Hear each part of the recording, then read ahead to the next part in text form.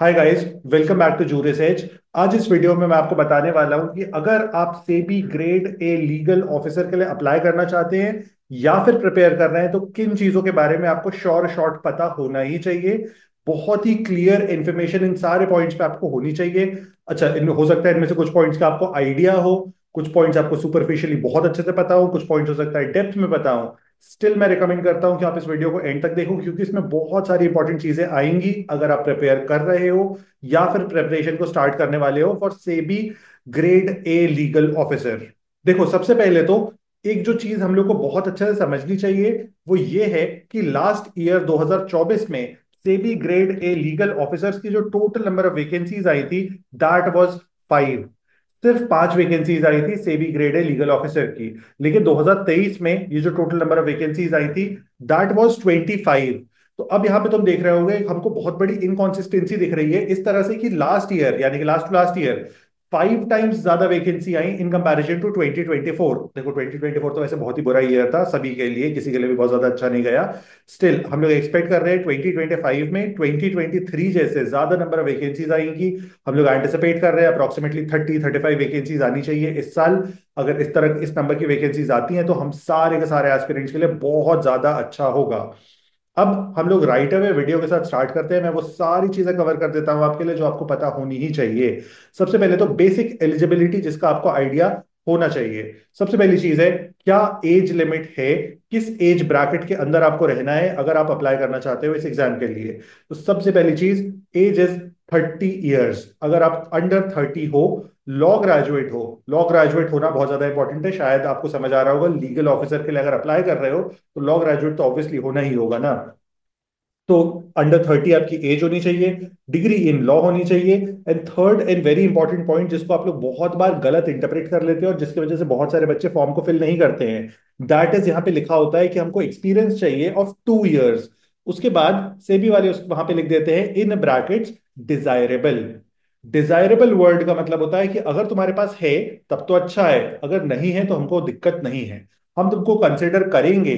लेकिन अगर हमको 2 पर्सन मिलते हैं जिनके मार्क्स सेम है, जिनका सब कुछ सेम है, लेकिन एक पर्सन के पास उसमें से एक्सपीरियंस है ऑफ 2 या 2+ ईयर्स, उस पॉइंट ऑफ टाइम पे हम उस पर्सन को ज्यादा प्रेफरेंस देंगे in comparison to non experienced person. तो डिजायरेबल का मतलब मैंडेटरी नहीं होता है। मैंडेटरी का मतलब होता है आपको चाहिए ही चाहिए ये चीज। डिजायरेबल का मतलब होता है अगर आपके पास है तो बहुत अच्छी बात है, अगर नहीं है तो कोई बहुत ज्यादा दिक्कत नहीं है, लेकिन प्रेफरेंस नहीं दी जाएगी। तो अब बात कर लेते हैं पेपर पैटर्न की। पेपर पैटर्न जो है वो बहुत सिंपल सा है, लेकिन 3 फेजेस में डिवाइडेड है। फेज 1 में 2 पेपर होते हैं। फर्स्ट पेपर जो होता है वो बहुत बेसिक होता है, उसके अंदर general awareness, English aptitude, reasoning पूछी जाती है। साथ में ही पेपर 2 होता है। पेपर 2 जो होता है उसमें सारे के सारे लीगल के सब्जेक्ट्स पूछे जाते हैं। पेपर 2 में क्या सब्जेक्ट्स आते हैं उसके लिए आप इस चीज को स्क्रीनशॉट कर सकते हो। अब इन दोनों के लिए कितने मार्क्स अलॉटेड हैं, तो दोनों ही पेपर 1 एंड पेपर 2 के लिए 100 मार्क्स अलॉटेड हैं।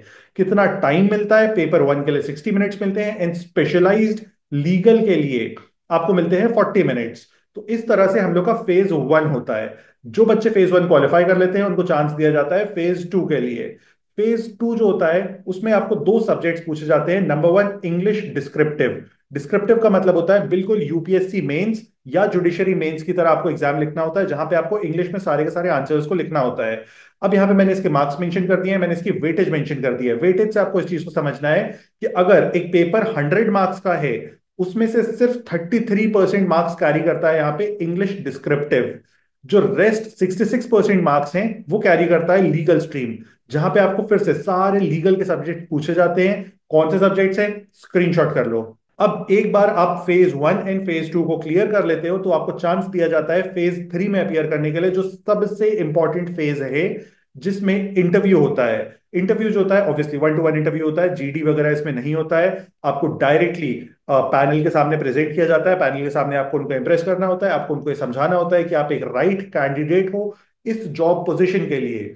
अब यहाँ पे आपको किन चीजों की रिक्वायरमेंट होती है, तो बहुत ही बेसिक सी चीजों की रिक्वायरमेंट है। आपका लॉ का नॉलेज कैसा भी हो, आपको कॉन्फिडेंट शो होना है, आपको कॉन्फिडेंस शो करना है, आपकी कम्युनिकेशन स्किल्स अच्छी होनी चाहिए, आपकी पर्सनैलिटी अच्छी होनी चाहिए। लास्ट जो चीज होती है वो होती है नॉलेज। तो नॉलेज अगर आपका डिसेंट है, स्टिल आपका सिलेक्शन हो जाता है। लेकिन बहुत बार ऐसा होता है बहुत सारे बच्चों के साथ कि उनको लॉ का नॉलेज बहुत अच्छा होता है लेकिन वो उतना अच्छे से प्रेजेंट नहीं कर पाते हैं। तो अगर आप इस चीज के लिए प्रिपेयर कर रहे हो तो मैं आपको स्ट्रांगली रिकमेंड करूंगा कि आप अपने प्रेजेंटेशन पे भी फोकस करो, क्योंकि विदाउट प्रेजेंटेशन आप most of the exams, not सिर्फ SEBI grade A legal officer नहीं बल्कि बहुत सारे एग्जाम्स होते हैं जिसमें इंटरव्यू होता है और उसको आपको क्लियर करना ही होगा। क्लैट पीजी जो होता है उसमें भी इंटरव्यू होता है अगर आप पीएसयू जॉब्स के लिए जाते हो तो। अब अगर आप SEBI grade A legal officer के लिए प्रिपेयर कर रहे हो, प्लान कर रहे हो इन 2025, तो ये 5 पॉइंट्स हैं जिन पे आपको बहुत अच्छे से ध्यान देना चाहिए। फर्स्ट है कि जो भी सब्जेक्ट्स मैंने आपको बताए फेज 1 2 में, सारे के सारे सब्जेक्ट्स पे बहुत अच्छे से फोकस करो। एक स्टडी प्लान बना लो, उस स्टडी प्लान को फॉलो करते हुए ही पढ़ाई करो। यहाँ पे अपनी स्ट्रेंथ, वीकनेस और मीडियम लेवल सब्जेक्ट्स को फिगर आउट कर लो कि कहाँ पे तुम्हें स्ट्रेंथ फील होती है, कहाँ पे तुम्हें वीकनेस फील होती है। इस चीज को कर लोगे तो उसका बेनिफिट ये होगा कि अपने वीकनेस वाले सब्जेक्ट्स को उठा के ला पाओगे तुम स्ट्रेंथ वाले जोन में। देखो जितने भी इस तरह के एग्जाम्स होते हैं ना, उनमें कुछ ना कुछ पर्टिकुलर चीज लगती ही है। फॉर एग्जाम्पल, इस एग्जाम में बहुत ज्यादा बैंकिंग लॉ के अराउंड क्वेश्चंस पूछे जाते हैं। तो आप अगर आपका अगर बैंकिंग लॉ वीक है, देखो मैं एक्सपेक्ट कर रहा हूँ मोस्ट ऑफ द कॉलेजेस में बैंकिंग लॉ वगैरह इतने अच्छे से नहीं पढ़ाया जाता है, वो आपको खुद से पढ़ना पड़ेगा। आरबीआई एक्ट आपको खुद से पढ़ना पड़ेगा, सेबी एक्ट आपको खुद से पढ़ना पड़ेगा।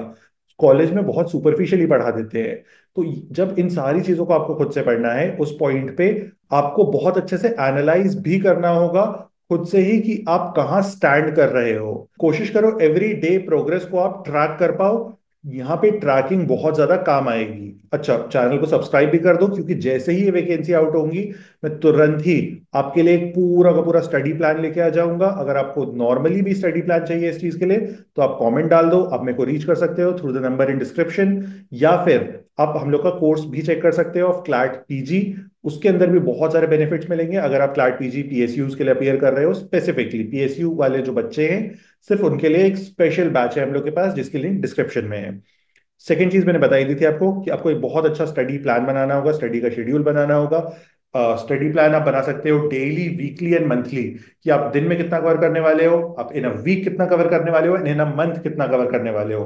पढ़ाई को बिल्कुल ऐसे मत देखो टाइम के फ्रेम में, पढ़ाई को देखो टास्क के फ्रेम में, कि मेरा सेबी एक्ट हुआ कि नहीं, मेरा आरबीआई एक्ट हुआ कि नहीं, मेरा ये एक्ट हुआ कि नहीं। इस तरह से अगर ट्रैक करोगे तो ट्रैक करना ज्यादा आसान रहेगा, रिवाइज करना ज्यादा आसान रहेगा। थर्ड पॉइंट मैंने लिखा है prepare legal knowledge. Legal knowledge से यहाँ पे मैं मीन कर रहा हूँ जो स्पेशल एक्ट्स आ रहे हैं जिन पे आपने बहुत ज्यादा फोकस नहीं किया है, वही चीज है थर्ड पॉइंट। फोर्थ है राइटिंग स्किल्स। हम लोग को English descriptive plus legal specialization करना था इन फेज 2। अब वहां पे जब आप डिस्क्रिप्टिव फॉर्म में चीजों को कर रहे हो ना, तो बहुत ज्यादा गेम चेंज हो जाता है from MCQ based paper. MCQ based paper में जब आप क्वेश्चन को रीड करते हो तो आपको आप बहुत सारी मेमोरी रिकॉल कर पाते हो, लेकिन जब आप लोग डिस्क्रिप्टिव में जाते हैं तो एक बहुत बड़ी प्रॉब्लम होती है। हम लिखना स्टार्ट करते हैं, हमारे दिमाग में एक नया थॉट आता है और हमको लगता है ये नया वाला थॉट ज्यादा बेहतर है, अगर हम इसको फॉलो करेंगे तो ज्यादा अच्छा आंसर फ्रेम कर पाएंगे। इसमें हम लोग का बहुत ज्यादा टाइम वेस्ट होता है। लेकिन आप इस बात को भी मानो कि आपका सेकंड थॉट हमेशा ज्यादा बेहतर होता है इस तरह के जब आंसर राइटिंग आप कर रहे होते हो। तो आप उस सेकंड थॉट को किस तरह से मर्ज करके अपने फर्स्ट थॉट के साथ परफेक्ट ब्लेंड के साथ निकाल सकते हो, आपको उस चीज को प्लान करना चाहिए, फिगर आउट करना चाहिए। फिफ्थ एंड लास्ट पॉइंट पे आ जाते हैं, वो है परफॉर्म विथ कॉन्फिडेंस। देखो परफॉर्मेंस के पहले मैं आपको हाईली रिकमेंड करूंगा आपको मॉक्स लेने चाहिए। मॉक्स सबसे ज्यादा नेसेसरी चीज है किसी भी एग्जाम के लिए प्रिपेयर कर रहे हो तो। अगर आप मॉक में अच्छा स्कोर करोगे तो ऑटोमेटिकली आपका कॉन्फिडेंस लेवल बहुत ज्यादा हायर होगा। तो इसी बात के साथ वीडियो को एंड करते हैं। मैंने बहुत सारी चीजें आप लोग के लिए डिस्क्रिप्शन में डाल दी है, आप मेक श्योर करना कि आप जाके उसको चेक कर ले रहे हो।